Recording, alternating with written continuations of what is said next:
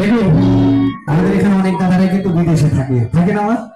বিদেশে বহুদিন পরে 4 বছর 5 বছর পরে বাড়িতে আসে। তো যখন আমার এই দাদা বিদেশ থেকে বাড়িতে আসেন তখন আমার সোনা বৌদি অনেকদিন পর দাদা বাড়িতে আসছে, তিনি মনে অনেক আশা আকাঙ্ক্ষা, এতদিন পরে বাড়িতে আসছে, ভালো ভালো সময় পাওয়ার ভালো